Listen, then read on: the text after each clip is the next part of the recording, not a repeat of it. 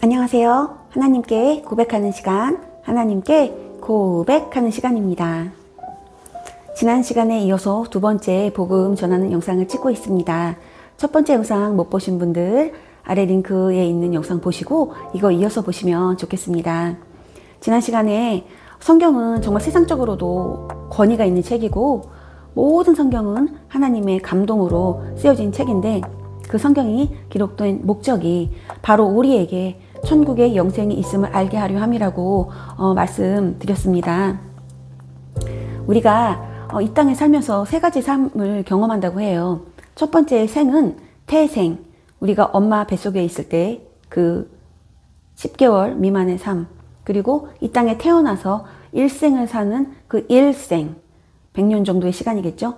그리고 이 땅을 살다가 죽었을 때 맞이하는 사후세계, 영생이 있는데 우리가 태아였을 때는 이 일상의 삶을 상상도 못했잖아요.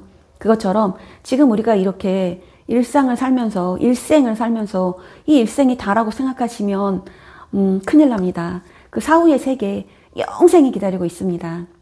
그래서 그 영생에서 천국과 지옥이 있는데 우리가 정말 우리의 노력이나 어떤 우리의 행위로 천국에 갈 수 있다면 모든 것을 동원해서 천국에 갈 수 있도록 노력해야 되잖아요.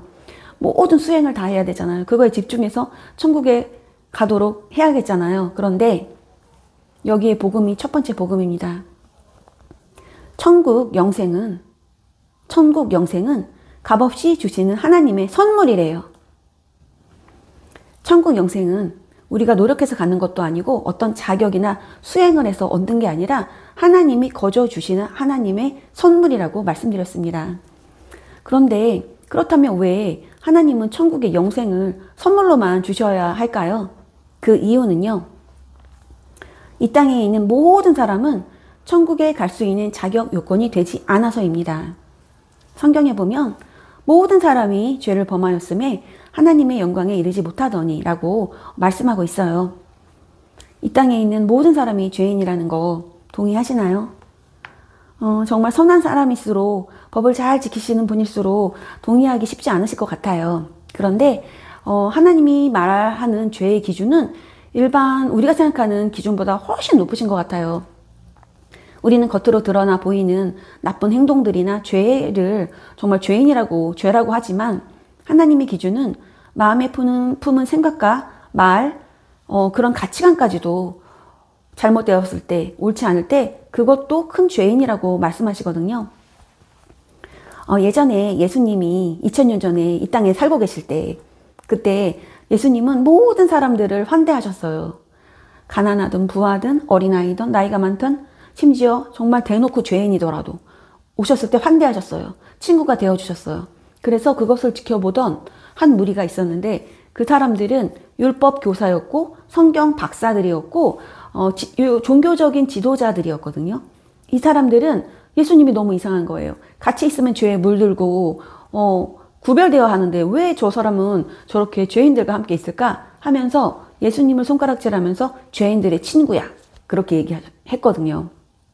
근데 그런 예수님이 모두 다 환대하고 모두 다 안아주셨지만 딱 한 부류 정말 화내시고 많이 꾸짖으시고 혼낸 부류가 있어요. 그 부류는 누구냐면 조금 전에 그 분들 자신들이 의롭고 자신들은 바르고 자신들은 너무 죄가 없다라고 말하는 그 부류 율법학자들, 성경 박사들, 서기관들, 바리새인들 그 사람들은 심지어 기도할 때 하나님 저는 저 죄인처럼 죄를 짓지 않고 이렇게 바르게 살게 해주셔서 감사합니다 라고 기도를 했는데 예수님은 그 기도는 하나님이 싫어하는 기도라고 하셨어요.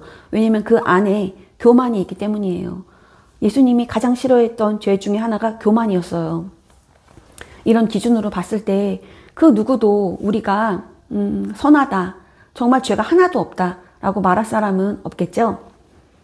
심지어 저희 성경에 나온 인물 중에 예수님 빼고 사람으로는 가장 높은 어떤 존경하는 인물이 존경스럽고 위대한 분이 계세요. 사도 바울이라는 분이 계신데 이 사도 바울은 얼마나 성령이 충만한 전도자였는지 그 서신서를 성경을 많이 썼어요. 신약에 있는 성경을. 그렇게 훌륭한 정말 거룩한 사도 바울, 예수님 다음으로 존경받는 그런 사도 바울이 본인이 쓴 책에서 뭐라고 얘기했냐면요. 이렇게 얘기했어요. 내가 원하는 바 선은 행하지 아니하고 도리어 원하지 아니하는 바 악을 행하는도다. 그리고 뒤에 오라 나는 공고한 사람이로다. 이 사망의 몸에서 누가 나를 건져내랴 라고 고백했어요. 자신은 선을 행하고 싶은데 자기 안에는 선이 없다는 거예요. 자기가 죄인 중에 괴수라고 하는 거예요. 이런 기준으로 봤을 때 정말 우리는 모두 다 죄인인 것을 인정합니다. 저는 오늘 주일날인데 일요일인데 교회 와서 오고 가며 한 수십 번의 죄를 지은 것 같아요. 이 죄의 문제를 우리가 어떻게 해결해야 할까요? 이스라엘 백성들은 이 죄의 문제가 너무 심각하다는 알고 해결을 받기 위하여 어떻게 했냐면 제사를 드렸어요. 제사로만 나의 죄가 사해질 수 있는 거였거든요.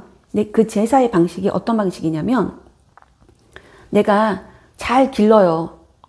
가축을. 소든 양이든 염소든 이거를 가축을 잘 길러서 흠 없이 길러요. 집에서.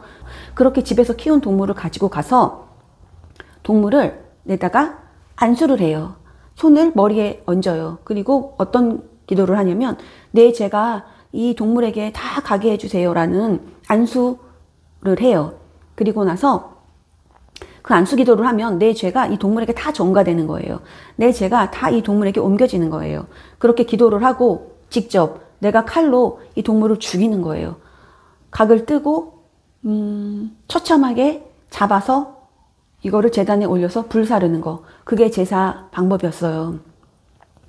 어떻게 보면 정말 끔찍한데 그게 막 타오르면 동물에 타는 냄새가 얼마나 역겹겠어요. 그런데 하나님은 그 동물에 타는 냄새를 흠양하셨어요. 맡으시면서 뭐라고 하셨냐면 향기롭다. 정말 이건 향기로운 제사다 라고 말하셨어요. 하나님이 정말 이상한 분이 아니시라 하나님은 동물을 사랑해요. 하나님도 동물을 사랑하는 분이세요. 그런데 왜 처참하게 그렇게 태워서 불사르는 제사를 향기롭다고 하셨냐면 그 제사가 드려짐으로써 저의 죄가 사해졌기 때문이에요. 그 타는 것은 동물이 아니라 저의 죄가 타고 있는 거예요. 그래서 저의 죄가 없어지는 것, 제가 깨끗해지는 것, 하나님과 가까워지는 것, 이것 때문에 하나님은 향기롭다라고 말씀하신 거거든요. 하나님은 정말 죄를 싫어하세요. 그래서 싫어하시는 정도가 아니라 죄와 함께 있을 수 없는 분이세요.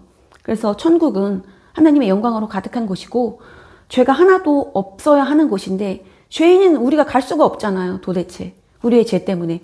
그래서 천국의 영생을 선물로 주시고자 했는데 그 천국 영생의 비밀은 예수 그리스도 안에 있습니다. 이 죄의 문제를 예수 그리스도가 해결해 주셨거든요.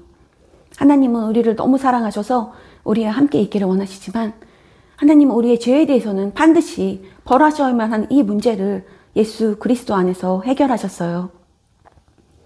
그래서 오늘 인간의 본성, 죄의 문제에 대해서 나눠드렸고 다음 시간에는 그 예수 그리스도 우리 주 안에 있는 천국의 영생, 그 신비, 그 보석 같은 복음을 나누는 시간으로 다음 시간에 또 찾아뵙겠습니다. 오늘 두서없고 부족한 영상이지만 끝까지 시청해 주신 분들 감사합니다. 하나님 이렇게 귀한 복음을 먼저 알게 해주시고 나눌 수 있는 시간을 허락하심에 너무나도 감사합니다. 여러분들 축복합니다. God bless you.